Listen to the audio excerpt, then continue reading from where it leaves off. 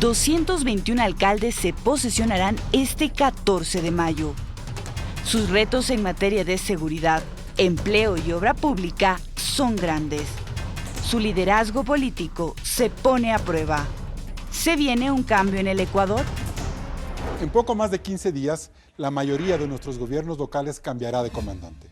Habrá ciudades y provincias donde la vara que deje el antecesor quedó muy alta, y en otras donde lo primero que se tiene que hacer es una limpia. En el programa de hoy hablaremos de cuáles son los grandes desafíos de los nuevos líderes seccionales para los siguientes 4 años, a fin de que el implacable juicio ciudadano no triture su imagen en el 2023. Ciudades renovadas, productivas, con buenas prácticas ambientales y sobre todo seguras. De estos temas hablaremos hoy en Políticamente Correcto.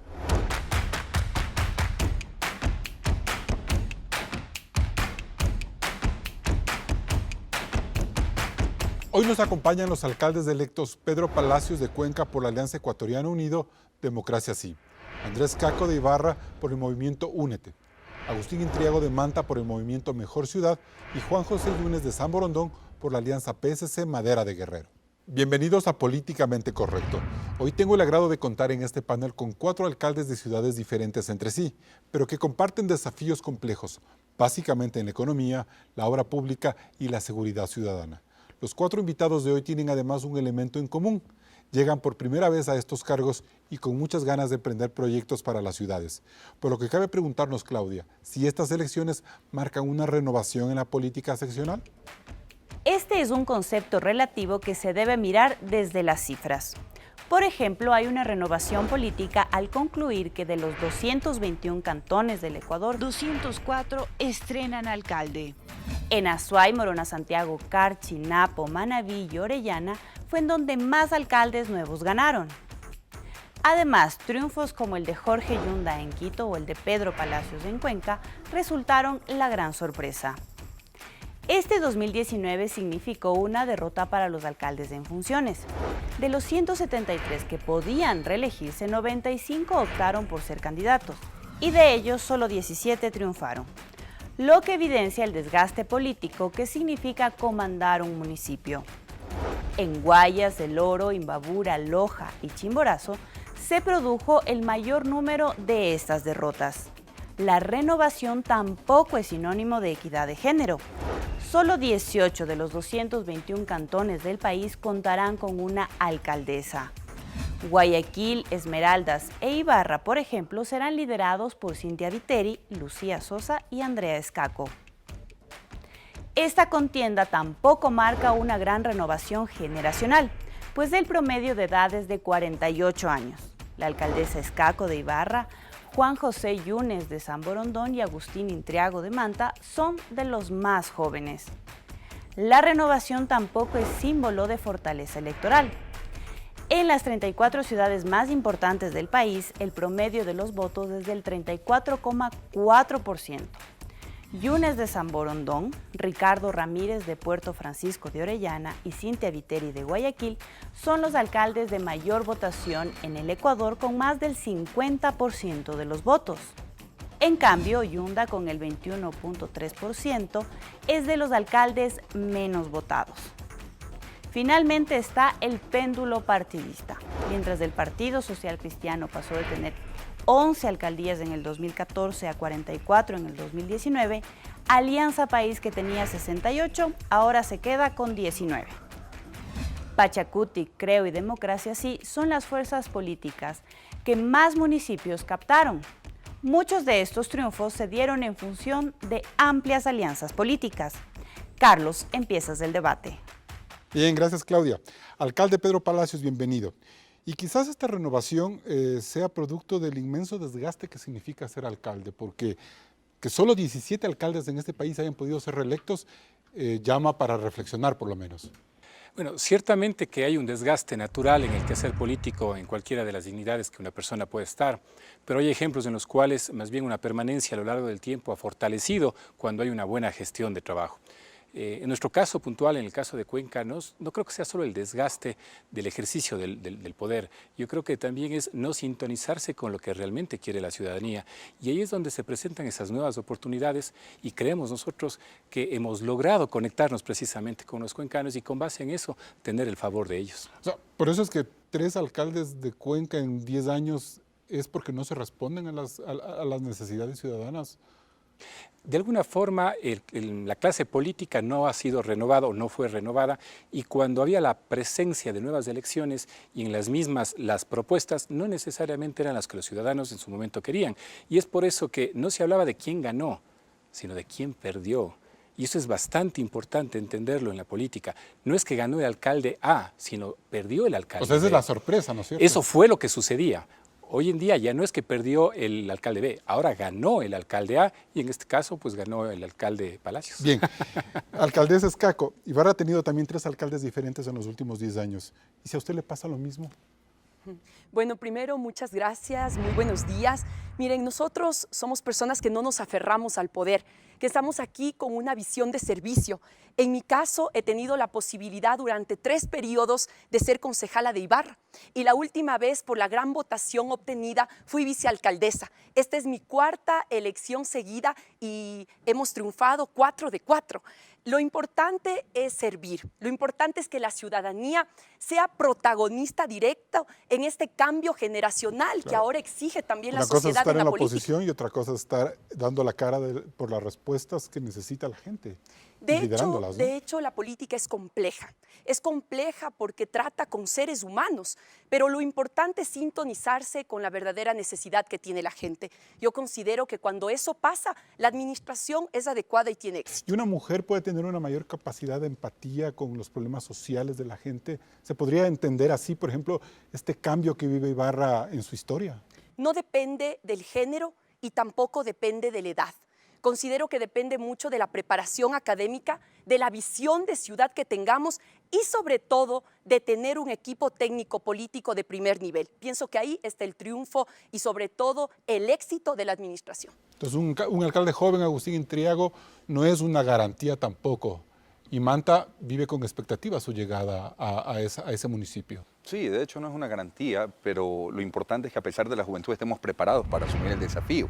Yo creo que el hecho de estar en plena juventud lo que nos da a nosotros la oportunidad de estar enlazados con las tendencias mundiales de desarrollo, el poder comprender de una u otra forma de que la base fundamental para poder generar las acciones que estamos planteando en la ciudad parte del cambio de la institucionalidad, una institucionalidad moderna, una institucionalidad que sea medible, una institucionalidad que responda, como le decía Andrea, justamente a la técnica, una técnica que lamentablemente dentro de los gobiernos autónomos descentralizados es carente. Ahora, siempre hemos visto a Manabí, no sé si de una forma equivocada o no, pero como una provincia, al igual que otras, de caciques, es decir, donde grandes figuras políticas empiezan como a adueñarse o a tener demasiado poder en determinado cantón.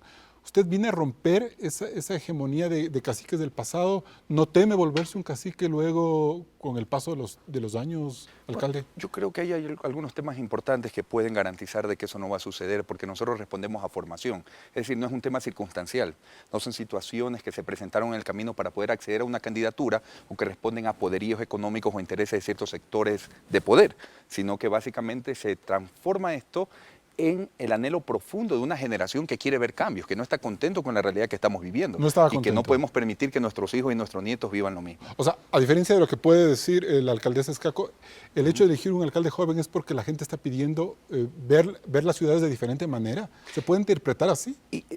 Por ese lado y muchos otros factores, porque esta candidatura, más allá de ser una candidatura joven, que yo insisto, no es el mérito, sino que fue una candidatura que supo manejar los pocos recursos que tuvimos en campaña, que fuimos con un movimiento totalmente independiente, no teníamos ni candidato a prefecto, solo alcalde, concejales, juntas parroquiales, que pudimos romper todas las apuestas, porque ya se imagina usted en el tema político. ¿Apuestas o encuestas? Apuestas y encuestas. Ya. Pero lo interesante de esto es que a partir de ahora empieza un nuevo proceso en el que no podemos fallar porque no se trata de Agustín, se trata ni de Andrea, ni de Yunes, ni siquiera de Palacio, se trata de toda una generación que está poniendo. Porque además estamos viendo, ¿no?, que no es tan fácil reelegirse ahora como alcalde. Por supuesto, por el acceso a la información, porque se ha elevado la vara, porque ha existido recursos necesarios destinados a los gobiernos locales. Alcalde Yunes, bienvenido. Y usted es el sucesor de su padre, un alcalde bien evaluado en San Borondón. pero ¿qué compromiso le significa a usted ser el hijo de un alcalde que hizo mucho por esa ciudad y que le entrega la posta? Mire, más allá de que sea mi padre o no el alcalde actual en funciones y en el futuro exalcalde de San Borondón, es esa vara, como decía Agustín, que no solamente el alcalde Yunes, sino muchos alcaldes ya la han dejado en alta.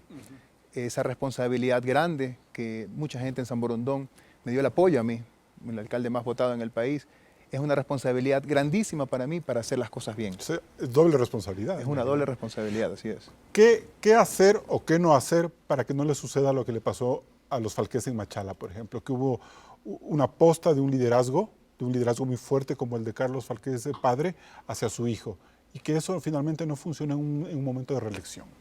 Bueno, el tema de Machala creo que es un tema de estudio, que hay que revisarlo, lo tendrán que ver ellos en Machala. Más que nada centrarse, como decía Andrea, en servir al ciudadano. Siempre centrarse en servir a los ciudadanos, hacer las cosas bien, programas, porque eso ha sido el éxito hoy día en todos nosotros los que estamos aquí sentados.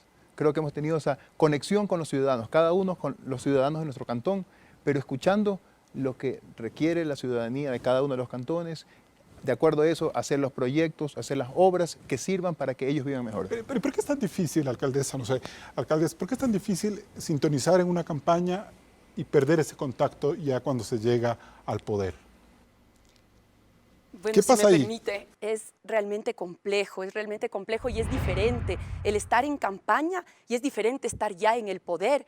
De hecho, hay mucha presión de muchos sectores. La gente ahora mismo, y conversábamos antes de iniciar esta entrevista, que la gente en verdad tiene expectativas inmensas con respecto ahora a la posición de poder que tenemos. Y nosotros tenemos que ser bastante sensibles y entender que si la gente nos llama, por ejemplo, si la gente nos envía un mensaje, si la gente nos requiere, es porque esperan una respuesta de parte de nosotros. Y es difícil atender a tanta ¿Y si esa gente. respuesta no llega? Y allí lo complemento con algo. Mire que la campaña nuestra fue dirigida a convertirnos en el empleado alcalde, porque el alcalde pierde la perspectiva cuando se cae en el torbellino administrativo municipal, porque cree que debe estar empeñado en la acera, en el bordillo, en el trámite diario de las compras públicas, cuando en realidad eso es un tema técnico que debe caminar solo y que más bien debería abrir al mundo el desarrollo de su cantón. Y el tema es que pierdes la perspectiva de quién eres, de que eres un empleado, que recibes un sueldo, que eres un funcionario y que tienes que responderle al jefe, que al final es el pueblo. Pero aquí hay un jefe que se va de alcalde, sí. No, y Agustín, y otra cosa que quisiera acotar, la facilidad que hoy la tecnología nos permite estar más conectados con los ciudadanos, siempre estar conectados con los ciudadanos, porque si bien ya no estás en campaña, no puedes estar todo el día en las calles conversando con la gente, pero siempre estar en contacto con los ciudadanos. Esa es la ventaja de ser un alcalde millennial, alcalde Yunes, ¿sí? Bueno, sí, tal vez en parte es lo que nos ayuda a que los millennials o los ciudadanos se sientan identificados con nuestras candidaturas y tenemos que ahora responsablemente trabajar para ello. Y le doy la palabra, sí. Sí, bueno, yo lo que considero y viendo cómo se han dado las cosas en el país, podemos partir de dos temas fundamentales. Ciertamente la conexión, pero uno, los ciudadanos ya no quieren que se le compre el voto. Están cansados de esas campañas millonarias que saben que a la vuelta de la esquina va a pasar factura. ¿A quién? A los mismos ciudadanos, número uno. Y dos, las redes sociales son parte fundamental, de hecho es así, pero si una red social no tiene contenido y contenido permanente, así como te puede poner arriba al día siguiente, no a los 4 años ni al mes. Es lo que yo les decía, ¿no? Ahora son el alcalde del WhatsApp, porque reciben piden un montón de favores, bien, sí. pero luego es el alcalde del Twitter, porque ahí es donde Así se es, les empieza a cuestionar. Y es parte de esa demanda. Entonces, el margen de maniobra que se tiene cuando existen compromisos políticos, sociales, económicos, en el momento y en el ejercicio del poder, son los que complican la relación con el ciudadano. Bien, nos vamos a un primer corte comercial. Políticamente Correcto se retransmite en Radio Sucesos 101.7 FM Quito. Luego del corte continuamos con el debate sobre las nuevas autoridades y sus retos. No se desconecte.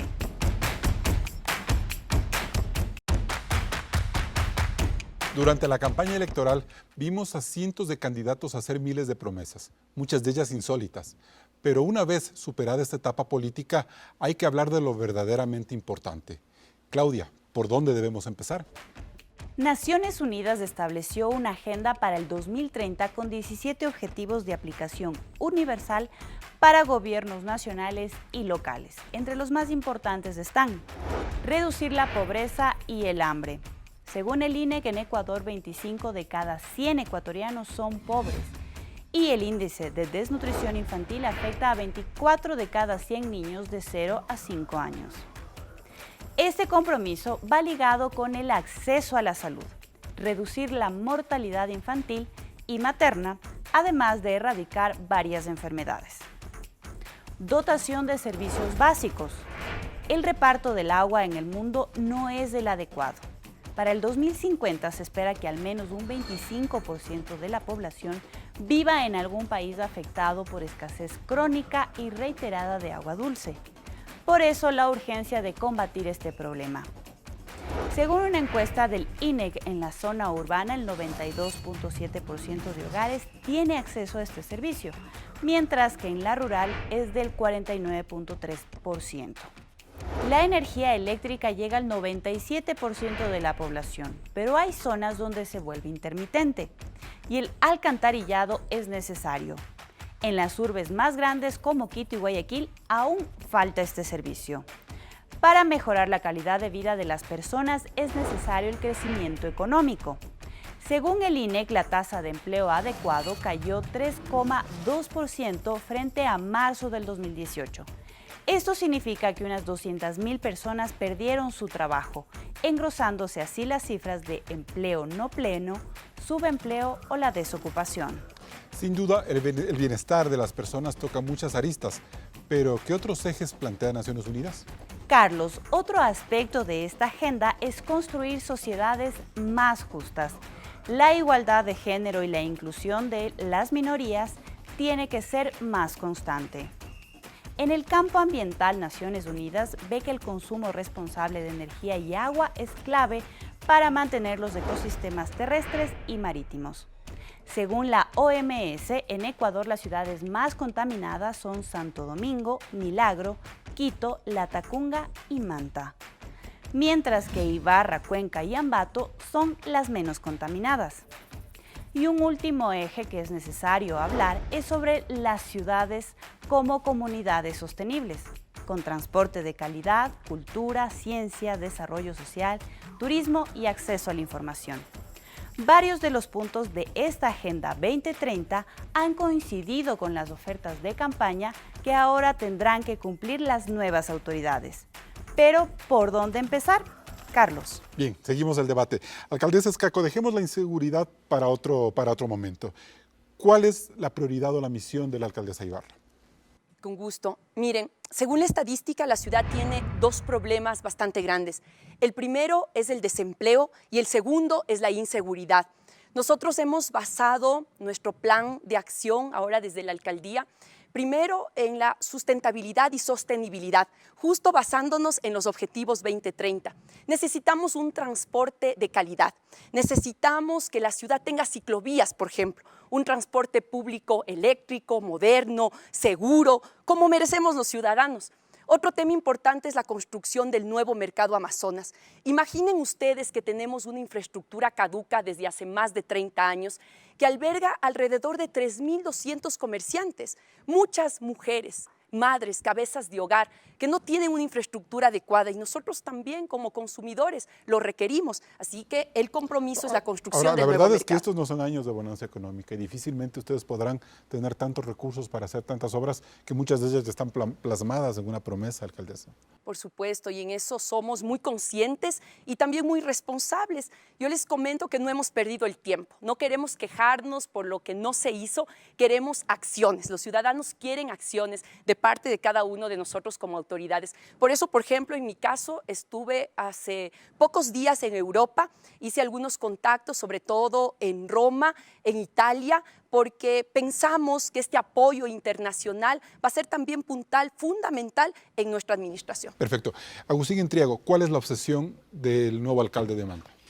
¿Cuál es la obsesión? Bueno, O sea, me refiero como alcalde, ¿no? Sí. En la parte de trabajo, sí. Tranquila, hay tanto que hacer. Sí. Hay tanto que podríamos pasar 3 horas hablando de las necesidades y del planteamiento que nosotros le hicimos a la ciudadanía, que está plasmado y notarizado, ¿no?, en la documentación que entregamos al CNE. Pero básicamente es reinstitucionalizar la ciudad y garantizar que nuestros hijos y nietos tengan de qué vivir. Y ese de qué vivir, estamos hablando nosotros en términos de equidad, estamos hablando en términos de igualdad, de acceso democrático al recurso, que podamos trabajar en industrias redistributivas, para que podamos todos tener oportunidad de llevar sustento al hogar. Mire lo que ocurre en Manta. Manta tiene una particularidad interesante que vive de economía propia, que es la pesca, que le inyecta al Estado, que le inyecta a la economía nacional, perdón, cerca de 1.600 millones de dólares. Pero que es una economía que tiene límites. Y nosotros tenemos una tasa de crecimiento extremadamente alta. Significa que nuestros hijos y nietos no van a poder vivir de esa industria. Entonces el verdadero se va a agotar desafío, la pesca. más que se agote, tiene un límite, Ya. que no tiene equilibrio con el crecimiento poblacional. Significa que nosotros debemos responsablemente apuntar a ser una ciudad solvente, tanto en territorio como en institucionalidad. Eso significa visualizar nuevas industrias, complementar la matriz productiva. Tienes el turismo, tienes las agroindustrias y algunas ¿Y otras la reconstrucción, alternativas. alcalde? ¿La reconstrucción Hay sigue una siendo deuda enorme, pendiente por o no? supuesto, Yo hay pensé una que iba a hablar de deuda eso enorme. No, en hay cuanto a la una, obsesión. hay una deuda enorme allí en materia de reconstrucción, pero es que todo parte, todo es el resultado de un estudio que debe ser integral acerca de lo que requiere la ciudad. Yo creo que lo importante de los ODS es que por fin tenemos objetivos, que podemos nosotros analizarlos en las áreas nacionales, en las áreas provinciales y en las áreas locales e inclusive parroquiales, que deben ser aterrizados inclusive en los temas barriales y personales de cada uno, porque la falta de planificación es lo que nos tiene complicados. No sabemos a dónde vamos. Como gobiernos autónomos descentralizados no tenemos un plan Increíble, que nos determine ¿no? Que en pleno siglo en 20 o en XXI 30 haya problemas años. de planificación en las ciudades. De planificación que dan como consecuencia problemas más graves. Ya lo nombraron, Manta, contaminación y algunos otros cantones. Imagínense hablar de eso todavía. Falta de acceso al agua potable, a la vivienda, que tengamos que ocuparnos de aquello cuando deberíamos estar hablando del cambio climático, de los derechos, Así etcétera, es. ¿no? Para Alcalde eso Yunes, apuntamos. ¿por qué los alcaldes, los candidatos en esta campaña han hablado tanto de empleo cuando no necesariamente es una atribución que tiene que tener un alcalde, que es dar empleo? Más que nada es no dar empleo, pero sí crear oportunidades, ayudar a crear oportunidades de empleo. En San Borondón hay programas de educación, por ejemplo, para que se enseña a gente en San Borondón. Anualmente cerca de 4.500 personas que se han beneficiado de programas de emprendimiento en los que ayudas a que la gente pueda salir adelante, enseñarles a tener un sustento para sus familias, que ha sido muy importante eso de ahí. Son programas que nosotros queremos ampliarlos aún más y poder conectar también a la empresa privada, que en su gran mayoría tenemos la suerte de que viven en San Borondón y quieren seguir invirtiendo en San Borondón. Siempre trabajar con la empresa privada. Trabajar de la empresa privada, no decir un municipio que pueda generar y dar el empleo para toda la gente que los va a pedir, pero sí crear las oportunidades. ¿Cómo? Comenzando también con la obra pública, que puede dar mucho trabajo. Empezando nosotros como alcaldes, la obra pública para que la gente de nuestros cantones puedan tener una mejor calidad de vida. Y hacia eso tenemos que ir. Carlos, y complementando lo del alcalde, es que de nada te sirve la inmensa obra pública que puedas generar si al final del día no tienes cómo sostener la familia. Entonces eso es calidad de vida, eso es acceso democrático al recurso y definitivamente trabajar en equidad. Bien, alcalde Palacios, ¿y un empresario en Cuenca puede ser un mejor administrador o un mejor generador de empleo para la ciudad? Las dos cosas. Realmente nosotros, yo creo que a todos nos han preguntado en un momento dado cuál va a ser la obra emblemática de su administración. Y estamos acostumbrados a que la obra emblemática sea gris, sea ya el tranvía ya se superó. y sea verde. No, la obra emblemática en nuestra administración va a ser una correcta y auténtica planificación que permita con una reingeniería de procesos liberar recursos Pero eso no da votos, económicos. alcalde. No importa, yo no voy a la reelección, yo quiero que Cuenca sea sostenible en el ¿Seguro? tiempo. Al día de hoy no, veamos en 4 años qué pasa. Al Piensa día de lo que hoy tiene que lo que hacer. nosotros necesitamos es sacarle adelante a Cuenca. Por ejemplo, lo que yo decía, con una reingeniería de procesos nosotros liberamos recursos como económicos, tecnológicos y humanos. Uno de los principales problemas, de alguna manera coincidimos acá, que es el empleo. No somos generadores, los municipios no son una agencia de empleo para contratar. Pero eso se volvieron los candidatos. Los candidatos demagógicos, pero le doy unas cifras. ¿Sabe cuántas personas han dejado de tener empleo por falta de suelo industrial en Cuenca? 10.000. ¿Cuántas personas por falta de tener una política clara de turismo? 15.000. ¿Cuántas personas por no reactivar la dinámica de la construcción, que es privada? 2.000 por año. Entonces no se necesita que el municipio sea el generador de empleo. Pero Tiene que increíble. conocer las condiciones, la política pública, la agilidad, la rapidez, para que la parte privada, cualquiera que ésta fuese, un ser humano individual, una corporación, una empresa, un artesano, pueda tener las oportunidades. El Y eso es el lo que problema hay que siempre hacer. es cómo tú le das a una ciudad recursos. Es la pregunta que le decía Andrés Caco. Yunes tiene como más claro el panorama, ese trabajo cercano con la inversión privada. En nuestro caso es clarísimo que va con una alianza público-privada, pero va más allá, la eficiencia de la administración. Hoy en día el 70% del gasto es corriente dentro del municipio y apenas el 30% a gasto de inversión. Eso no puede ser posible. Insisto, el municipio no está para generar gasto, necesita generar inversión, calidad. Pero mucha de esa gente es empleada del municipio. Es empleada del municipio, pero tiene que tener otras oportunidades. El tema es ser un fortín o no político las empresas públicas. Y eso es lo que ha pasado en los años. Cada vez va subiendo la cantidad de empleados públicos porque hay que devolver favores al que ayudó a cargar la bandera o al que financió mi campaña. Nosotros estamos en una posición totalmente diferente. Generar oportunidades. Los favores políticos han lastrado a las alcaldías, alcaldesa. Realmente ese es un problema muy grande. Nosotros somos bastante responsables y siempre hablamos con la verdad. A nosotros nos interesa muchísimo que la gente, por ejemplo, que vaya a trabajar en la municipalidad, sea gente realmente capacitada, que sepa cuál va a ser el rol que va a cumplir. Hay que hacer una reingeniería en la alcaldía de Ibarra. Una reingeniería de procesos y de personal total. Lamentablemente, todavía de una forma muy asistencialista e irresponsable se administra lo público. Nosotros llegamos con una visión mucho más formada. Hablábamos de la formación hace poco. A nosotros nos interesa que las personas que están ahí recibiendo un sueldo de nosotros como ciudadanos sepan exactamente qué hacer y cumplan con un perfil profesional. Bien, y con estas reflexiones nos vamos a un siguiente corte comercial. Recuerde que puede escribirnos en Twitter @políticacorrecta y también estamos en vivo en la cuenta oficial de Coavisa en Facebook. Regresamos enseguida.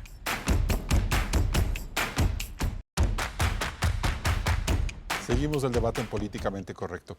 Alcalde Juan José Yunes, las alcaldías socialcristianas en Guaya se caracterizaron por muchos años por una gran obra pública desplegada. Y el mensaje que ha mandado Cintia Viteri es como que es momento de darle un cambio a esa identidad y ponerle ella un rostro más social. ¿Cuál va a ser el rostro que se le quiere dar a su alcaldía en San Borondón, que está muy ligada a la de Guayaquil como ente geográfico y social? Sí, lo importante es ver la obra pública no como la obra como tal. Importante, ayer justamente estuvimos conversando con el alcalde Nebot. Lo importante no es ver la clínica móvil, es ver la gente que se beneficia de las clínicas móviles. No la tablet como tal, sino ver los beneficiados de la tablet, el beneficio que te puede dar tener una herramienta que te conecta con el mundo. Entonces, a eso tenemos que ir. Seguir con la obra pública, importantísima, seguir con la pavimentación, agua potable, alcantarillado, pero también esta obra social y darle el uso a la obra pública y a la obra social también, que es importantísimo, ¿no? En ese sentido, sí hay una sintonía con Viteri. Se puede trabajar mancomunadamente como para darle fuerza a ese nuevo momento que requiere el Partido Social Cristiano, además. Sí, es un modelo que ha tenido éxito en San Borondón, en Guayaquil, y ahora se espera que se replique por todo el Ecuador. Un modelo de trabajo que va más para la inversión y no para el gasto. Y eso tenemos que ir todos los alcaldes. Es un modelo más que nada, más que exitoso, responsable con los ciudadanos que nos han elegido a nosotros. Bien, alcalde Palacios, ¿y qué tan importante es hablar de medio ambiente para estos próximos 4 años? Nos hemos concentrado en la inseguridad, en el desempleo, etcétera, pero el cambio ambiental es fundamental. El medio ambiente no solamente es pensar en el corto plazo, es el legado que le vamos a dejar a nuestros hijos, nietos, nuevas generaciones. Nuestro cuarto eje, por ejemplo, siempre hablaba de una cuenca amigable con el medio ambiente, y no solamente algo tan importante como es el agua, fundamental. Mucho se ha centrado la discusión en el tema de minería, por ejemplo, y cuidado del agua. Pero ¿qué está pasando con el suelo? ¿Qué está pasando con el aire, con la flora, con la fauna? Aquí es interesante un punto de vista. Mientras el país debate sobre los beneficios de la minería, hay un pueblo en Azuay, en general, una provincia, que está debatiendo con mucha fuerza el tema de un giro ambiental al país. ¿Eso choca con los grandes lineamientos estatales? ¿Eso demuestra que hay un cambio generacional que ve distinto el desarrollo del país? ¿Cómo entender eso, alcalde? Bueno, ciertamente que hay algo importante que es, insisto, ver más allá del corto plazo. Pero también es que los azuayos estamos claros que no queremos refundar nuestras ciudades, Girón, por ejemplo, donde fue la consulta, Oña, San Fernando, Cuenca, fundarla nuevamente 100 kilómetros a la distancia, porque aquí estamos hablando de esto, de agua, y el agua es vida. Entonces, para nosotros es fundamental cuidar. Se hablaba de justamente el tema sostenible en el tiempo. La calidad o la garantía, perdón, de servicio de agua en la ciudad de Cuenca está más o menos entre el 2030 y 2040.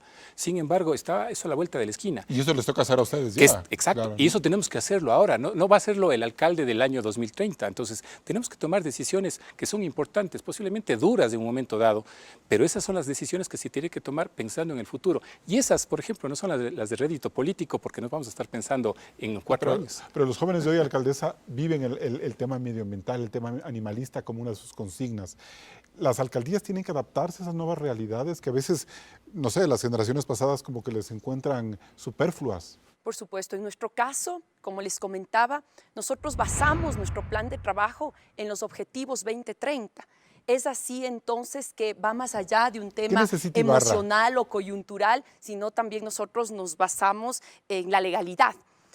Otra cosa importantísima contarles es que para nosotros el tema medioambiental es responsabilidad. Como autoridades no podemos dejar de hablar de aquello. Nosotros en Ibarra tenemos uno de los ambientes más limpios, más puros de Latinoamérica, y eso para nosotros también podría ser potencializado y aprovechado turísticamente. Pero yo sí siento que en Ibarra, por ejemplo, el tema de gestión de basuras es una bomba de tiempo. Y deja muchísimo que desear. Ahí tenemos nosotros un reto inmenso. Limpias? Tenemos un reto inmenso. Lamentablemente, por ejemplo, en Ibarra no reciclamos para nada. No hay una educación del reciclaje, no hay una conciencia en ese sentido. Tenemos que educarnos y también desde el municipio de manera responsable y técnica poder procesar la basura, que eso también significa dinero y muchísimas fuentes de trabajo para mucha gente. En Manta, ¿cuál es una prioridad en materia ambiental? Bueno, en materia ambiental es el manejo de aguas residuales. Hay una deuda enorme, ¿no?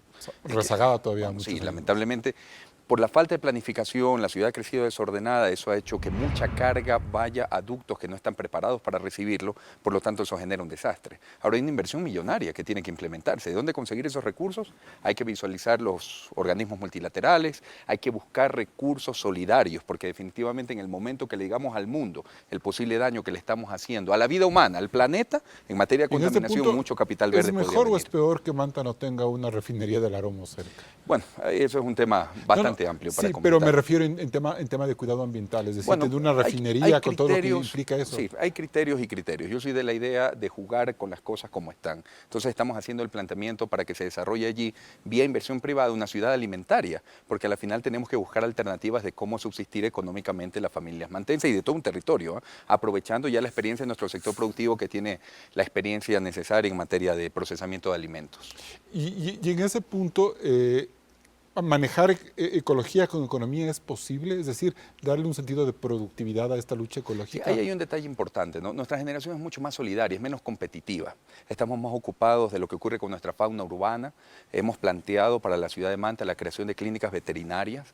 Hicimos en un momento un planteamiento de un hospital veterinario, pero dijimos que vamos a hacer móviles. Estamos ya trabajando con algunos proveedores de estas áreas. Estamos generando, por ejemplo, la creación de una patrulla de rescate animal, de algunas políticas públicas duras en materia de ordenanza para sancionar a los tenedores irresponsables de la fauna urbana en sí. Consideramos nosotros de que estamos en este planeta para ser útiles más que importantes. Y esto no se trata de lo que Agustín Intriago, el alcalde en sí, puede hacer, sino el legado que pudiese dejar. ¿Y cuál es su compromiso, por ejemplo, con algo que a mí me llama mucho la atención, que son las playas ecuatorianas que están muy expuestas a la contaminación del plástico, al desorden en cuanto a basuras, y que eso se ve permanentemente? Bueno, el compromiso mío, que ha sido en todos los planteamientos de campaña, es convertirme en el gran articulador, pero el compromiso es de todos y cada uno de los ciudadanos. ¿Y cómo lograr Porque eso? Este es un asunto de cultura, partamos desde allí. Mire, usted puede poner enfrente todos los mejores planes, las mejores maquinarias para limpiar la playa, si usted no tiene una ciudadanía culturizada, que ese para mí es el más grande desafío, el cambiar la estructura mental ciudadana, entonces nada tendrá sentido. Y sin duda ese es el desafío de todos los alcaldes en Ecuador si queremos vivir realmente una nueva generación. Nos vamos a un siguiente corte comercial. La inseguridad es un problema que afecta a todas las ciudades del Ecuador. Luego del corte hablaremos cómo combatirla. Regresamos con más de Políticamente Correcto.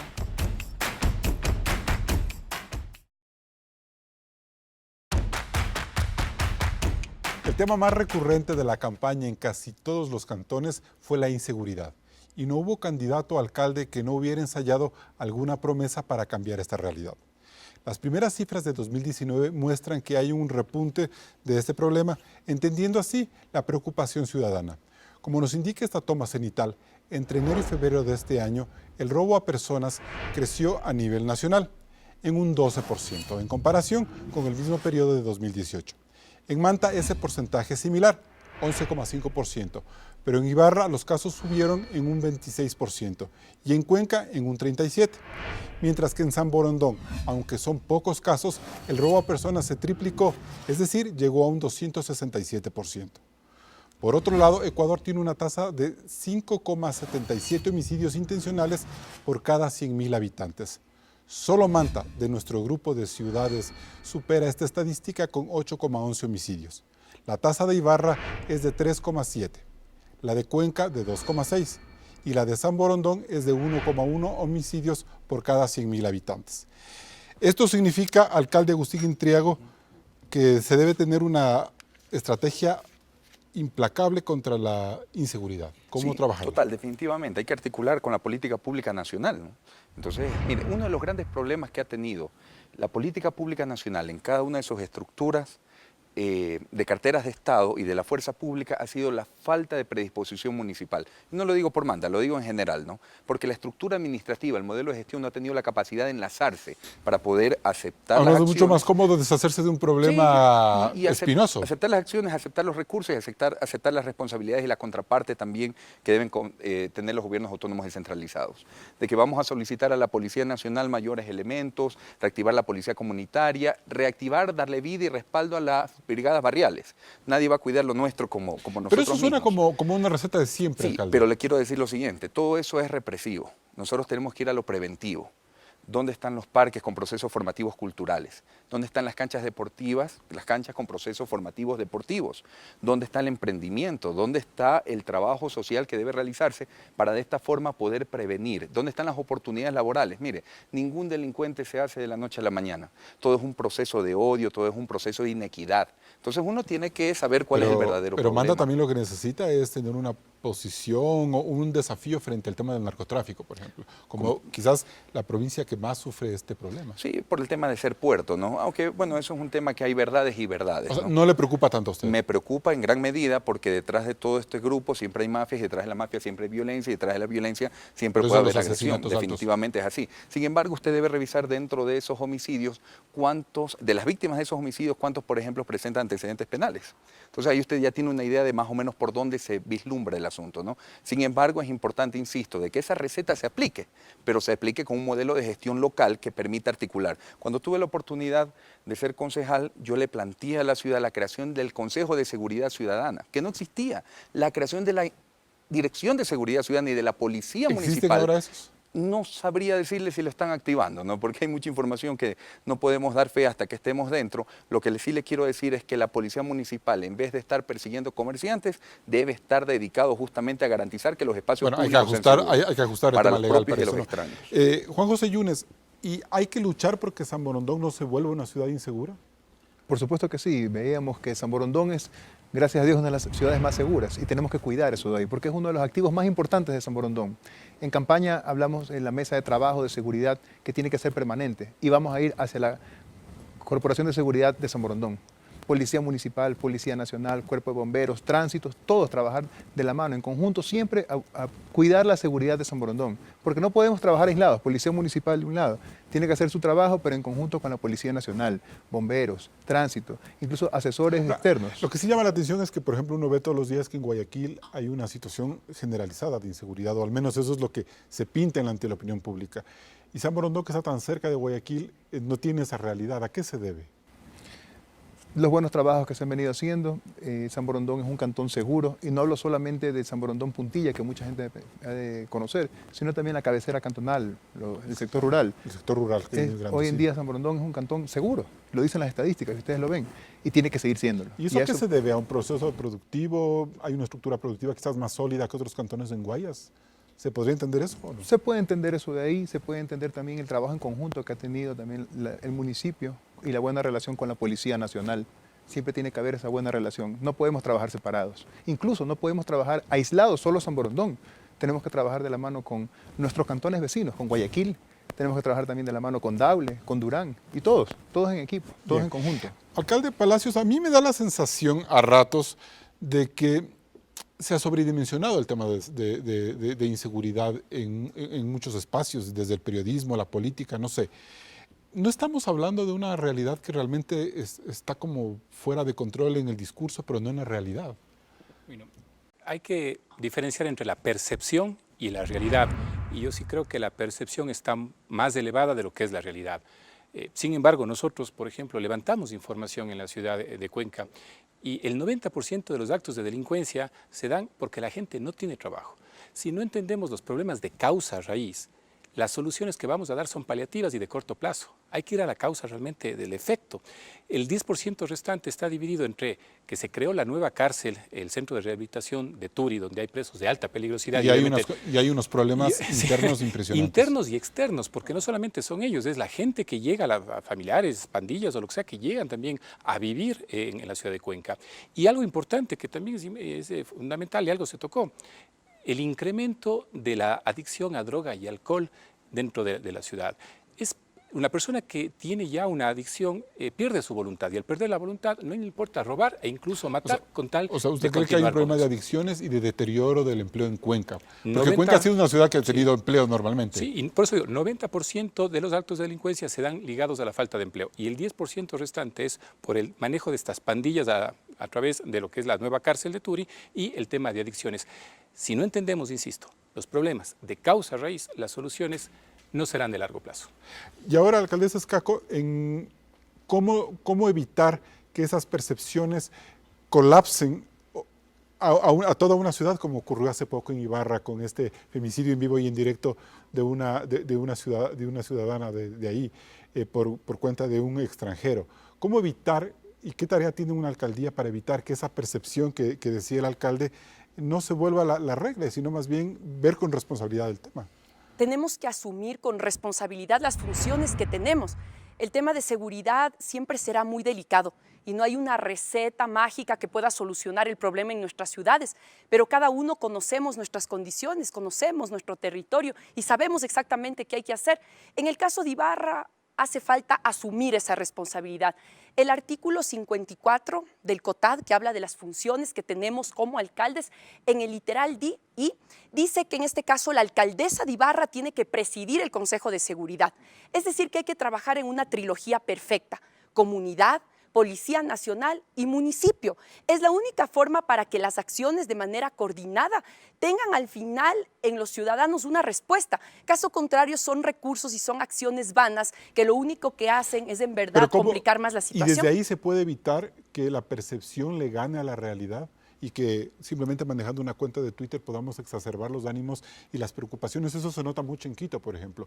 Vemos un asalto peligroso, grotesco, lo que quiera, pero la gente se preocupa con justa razón y se sobredimensiona el tema. Sí, se sobredimensiona. De hecho, en Ibarra, les comento, nosotros después de este gran problema que tuvimos, que fue de conocimiento nacional, todos quedamos muy nerviosos, todos quedamos con esa percepción de que vivimos en una ciudad absolutamente insegura. Por eso yo considero que estos equipamientos de tipo tecnológico también pueden ayudar muchísimo, tanto para que la percepción de inseguridad disminuya, como también la realidad de inseguridad disminuya. Por ejemplo, el equipar a nuestra ciudad con más cámaras de vigilancia para poder también luego judicializar el delito, por ejemplo. Otro tema que me parece interesante es que la policía municipal deje de cuidar funcionarios. ¿Qué hace un policía municipal tras un escritorio? Les necesitamos en las calles, caminando, en bicicleta, cuidándonos a los ciudadanos y dándonos también esa percepción de ciudad segura. Esa percepción, alcalde Yunes, se logra con un trabajo ciudadano. Y ese sí puede ser un eje en el que el municipio puede trabajar. Por supuesto, y más que nada también trabajar, hoy en día la tecnología nos permite muchísimas cosas. En Guayaquil, incluso la alcaldesa Viteri ha propuesto el botón de pánico, se trabaja con tecnología para poder estar incluso ciudadanía conectado con la policía. Viene alguien, te está persiguiendo, poder aplastar ese botón de pánico que conecte inmediatamente, no solamente a la policía, sino también a los ciudadanos, porque es un trabajo que tenemos que hacerlo todos. Trabajar también con el tema de drogas. Es indudable que la adicción a drogas en el país se ha incrementado al triple en los últimos 10 años. Entonces, eso lleva a pequeños robos que tenemos que comenzar a trabajarlos de la mano con la Policía Nacional. Bien. Nos vamos a un siguiente corte comercial y volvemos con las conclusiones.